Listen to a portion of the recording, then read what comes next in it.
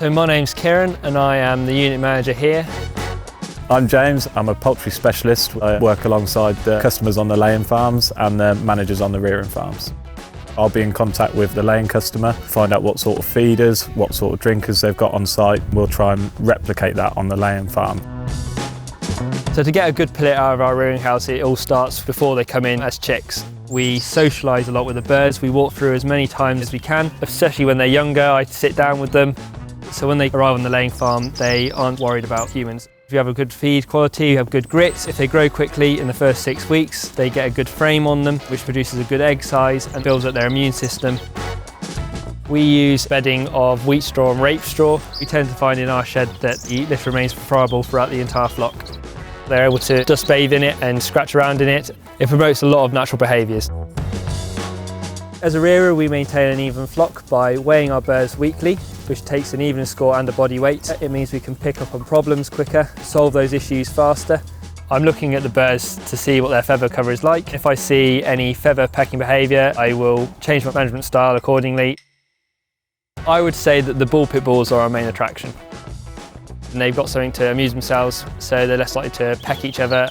Their welfare will be higher as well. So it's really important to maintain a seamless transition from the rearing house to the laying house. The birds get used to the environment faster, therefore they're less stressed. It encourages good feed and water uptake almost instantly, so if a chicken can walk into a house and understand where it's getting its water from, where it's getting its feed from, it will develop much faster, lay eggs faster. We try and keep stress to a minimum by organising transport very well. We want to minimise the amount of time that the birds are on the lorry. Most importantly, we want the birds to be caught in a very calm and stress-free manner, which completely eliminates any injuries that they might receive. To match the rearing house to the laying house, we try and keep the drinker lines the same. So they go into a house with similar drinker lines and they can just peck at the nipples and straight away they find the water. The same with feeders. So if it's feed pans, we'll use feed pans. If it's feed tracks, we'll use feed tracks.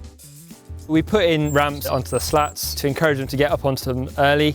When they go into a laying house, they go straight up on the multi-tier system and walk around really confidently. This means that they're going to come into lay faster and the customer's going to be happier. So when the customer receives some pullets at 16 weeks, they'll get the lighting patterns and the feeding pattern that they've left the rearing farm on. They'll also get a list of all the vaccinations that they've had from day old to 16 weeks. It gives them everything they need to know to make sure that the changeover onto the laying farm is as stress-free as possible.